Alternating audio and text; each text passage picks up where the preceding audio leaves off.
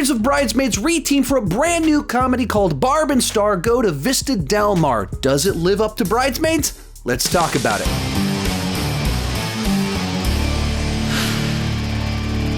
So I'm a pretty big fan of the movie Bridesmaids. It makes me laugh out loud, and I care about the characters and their journey. So when I heard that the writers, one of them being Kristen Wiig, were reteaming for another comedy, I was actually really excited. Yes! Yes! Yes! Yes! Yes! Then I checked out the trailer, and I was very confused. Wow, that was weird. I went into this movie not really knowing much about it. I thought it was just a comedy about two women, middle-aged women, going on a vacation and finding a little love, being on a little bit of an adventure. And that's all true, but it's also a wild, zany, wacky film that's a little bit Austin Powers and occasionally a bit of a musical where Christian Grey breaks into song from time to time. So real quick before I give you my thoughts on it, go ahead and let me know what you think about it. Are you interested in it? Tell me down below in the comment section. Do you like Bridesmaids? Are you interested in another film from the writing team for that project? I'd love to hear your thoughts on it. Let's make this real simple. This is not a good movie. And you blew it! You blew it. This is nothing like Bridesmaids. Whereas Bridesmaids was a comedy, but it's about very relatable types of situations and stages of life. This is entirely not that. If you're going and expecting Bridesmaids 2.0, it is absolutely in no way, shape, or form that. This is a screwball, wacky comedy that misses a lot more than it hits. It feels like it's a Saturday Night Live adaptation. I'm Star, short for Starbra. Assume yours is Barbara. Nope, just Barb.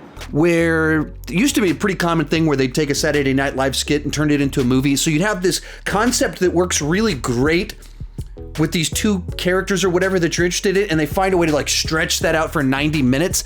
It feels like that, except it's not based off a Saturday Night Live skit. It just feels like an odd concept for a film that just goes on for a long time. And these two girls go on this trip vacation, and then it has like a villain plot line in it. Every type of humor is attempted here. It's unfocused. It doesn't know what it wants to be. And at the same time, it feels very familiar. The main plot line, the dynamic between the two friends that trust each other and do everything together, like you kind of know exactly where this is going as soon as a guy is introduced into the plot line. Like, yeah, he's gonna split them apart and they're gonna stop behaving trustworthy and it's gonna create conflict between the two of them.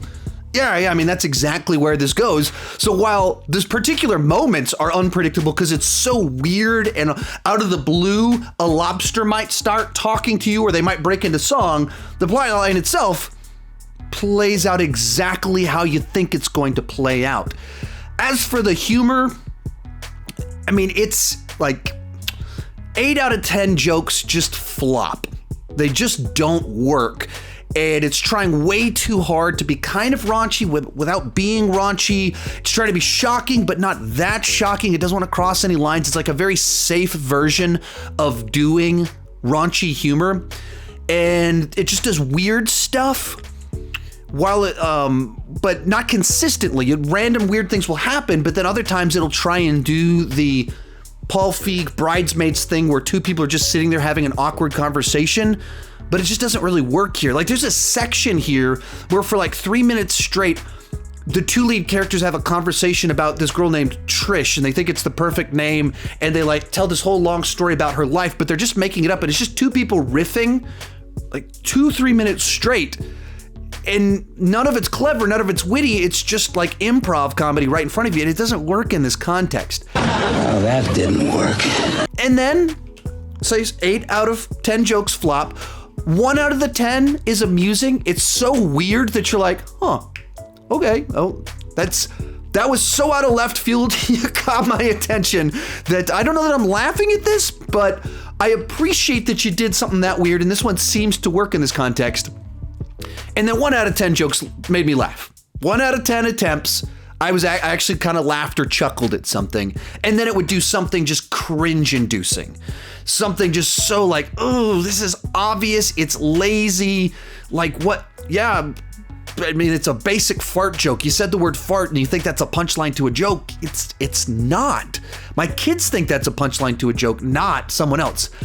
So in general, while this movie's in no way, shape, or form presenting itself as being like Bridesmaids, in no way, shape, or form is it even in the same genre, really.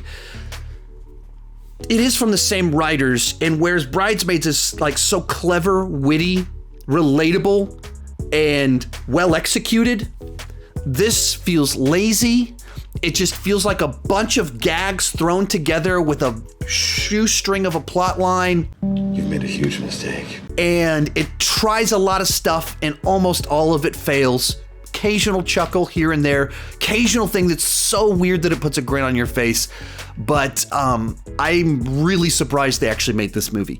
It feels like something that they wrote back when Kristen Wiig was on Saturday Night Live, and they just couldn't get it made. And then now that, you know, she's starring in Wonder Woman and things like that, they're like, okay, what else do you have? Here, I've got this.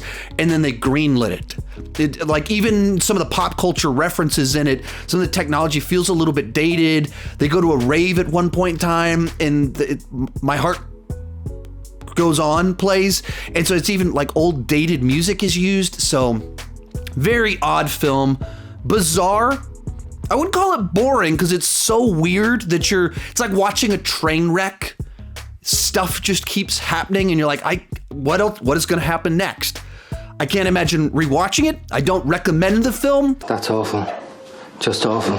But I wasn't bored by it entirely.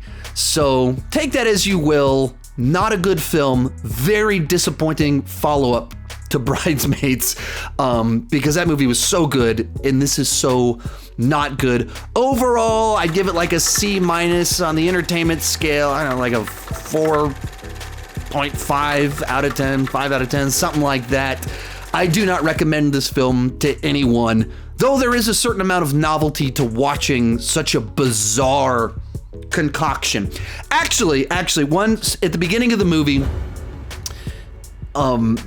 the main villain in it makes a drink and she makes a suicide, and so she calls it that. That's when you get all of the different drinks and you mix them together, and then when you're a kid it tastes delicious, but when you're a grown-up you're like, this is a bad idea, this is gross. Maybe the perfect analogy for this movie. It's a bunch of stuff mixed together that don't go together, that don't really work, but there's a certain novelty to its weirdness that is kind of amusing, like drinking a suicide from the fountain drinks. That's my take on it. Let me know what you thought down below in the comment section, and keep talking movies too much.